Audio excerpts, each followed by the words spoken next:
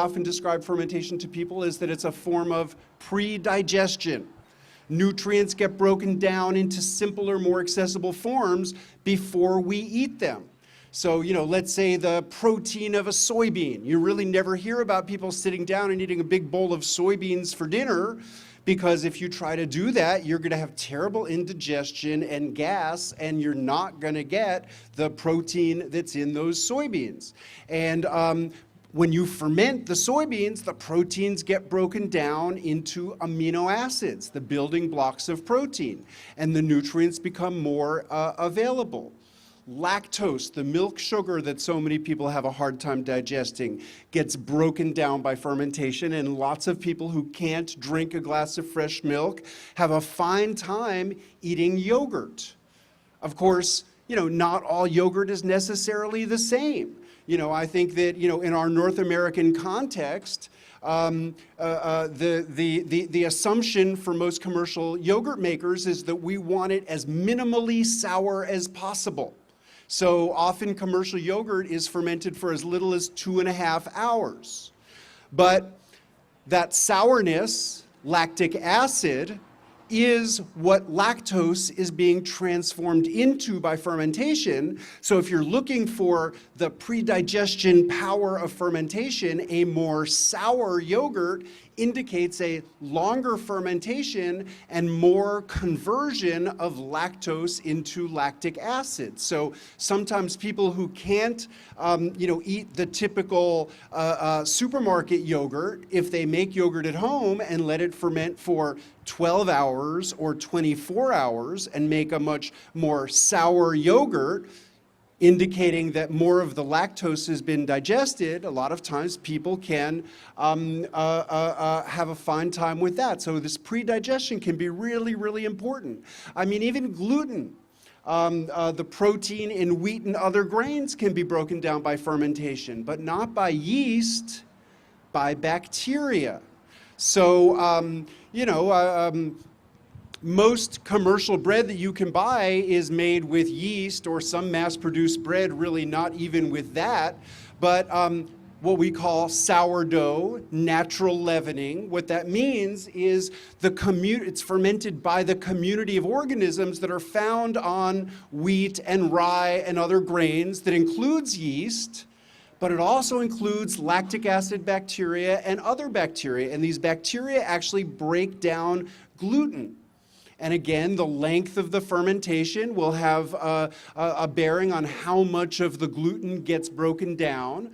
But a lot of people who might get sick from eating your typical yeast-fermented bread actually have a fine time, digesting a bacterially fermented, longer fermented loaf that has more of a sour flavor.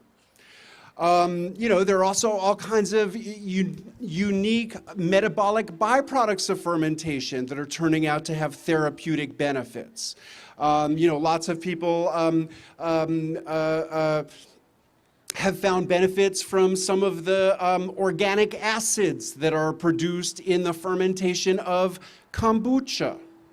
Sauerkraut and kimchi have these compounds called isothiocyanates that are generated as metabolic byproducts of the bacteria, which are regarded as anti-carcinogenic.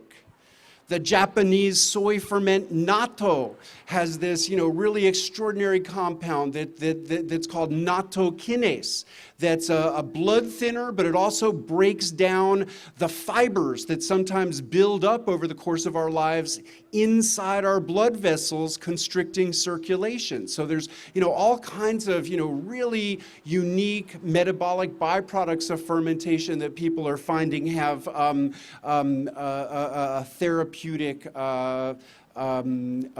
benefits. There's also some foods that can't be eaten without fermentation that have some sort of, toxic compound, whether it's, something like the oxalic acid in, rhubarb and chard and certain other vegetables that breaks down under fermentation, or whether it's cyanide found in cassava grown in certain parts of the world. In Australia, I encountered these these bunya nuts, which are an indigenous nut there, which are toxic without fermentation, but breaks down under fermentation. So, there are a lot of different practical benefits to fermentation.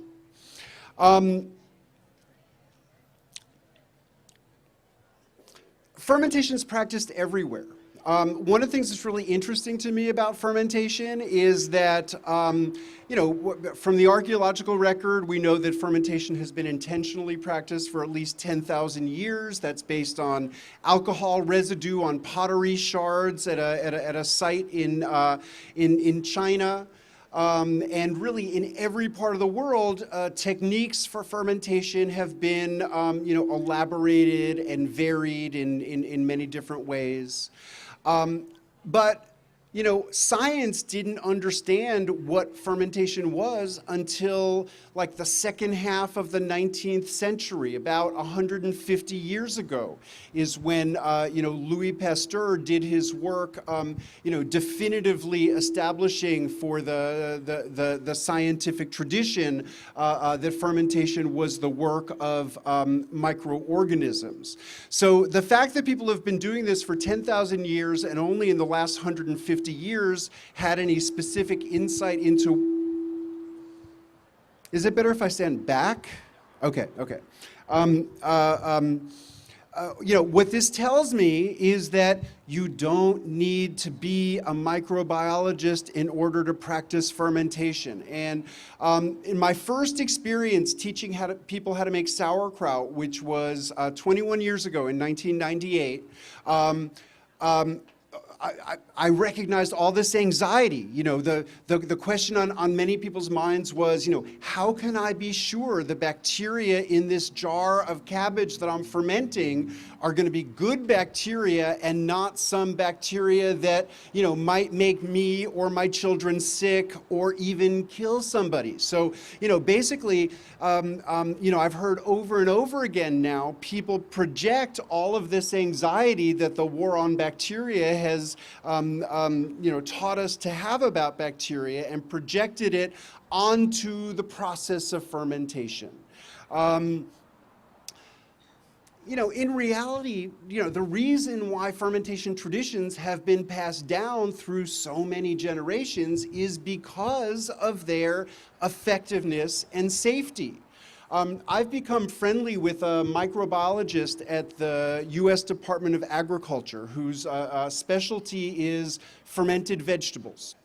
And according to him, there has not been a single documented case of food poisoning or any kind of illness related to sauerkraut, kimchi, or any kind of fermented vegetables. There are not many foods you could say that about. I mean, you can't say that about raw vegetables because, every year we hear about outbreaks of food poisoning from lettuce one year, spinach one year,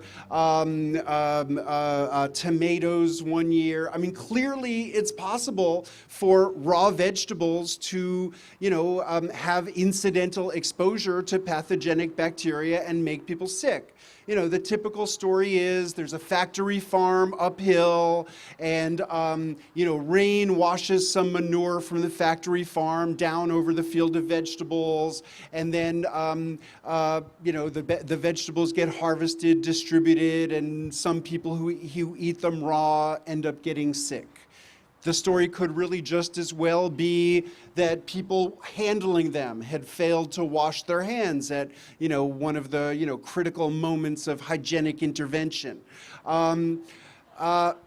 So, clearly there's a possibility of incidental contamination, but if we took some vegetables that had been exposed to pathogenic bacteria through one of those routes and we fermented them, what we would find is they wouldn't make people sick because the indigenous bacteria of the vegetables will always dominate, once you begin fermenting them. And then as they acidify the environment, they would knock out the pathogens. Now, fermented vegetables are so safe that nobody ever has to do this, but I've heard from some salami makers and from some cheese makers that part of their sort of process that they had to go through with their regulators to prove the efficacy of their processes was to intentionally introduce some salmonella or some E. coli or some other organisms associated with food poisoning into the meat that they were fermenting or the milk that they were fermenting in order to sort of prove that their process was effective. And so, I mean, fermentation is a strategy for safety, and really there's no reason to to be anxious about the process. I mean, it obviously makes sense to understand what's the condition you're trying to create. And create that condition as best you can, because fermentation's all about environmental conditions and simple manipulations of environmental conditions. I mean, every cabbage, every glass of raw milk, every grape, every apple, every soybean, every grain of wheat or rye is populated by elaborate communities of organisms. So really the question with fermentation is which of these organisms are going to grow? And that's all about environment. So, sauerkraut is simple. I mean, the environmental condition you're trying to create with sauerkraut is to get the vegetables submerged under liquid. So you salt the vegetables, that starts pulling some juice out of the vegetables. Generally you pound them a little bit or squeeze them a little bit, and this starts breaking down some cell walls and speeds up the release of juices. And once the veggies are nice and juicy, then you pack them tightly into your jar or your crock or your barrel or whatever kind of vessel that you're using.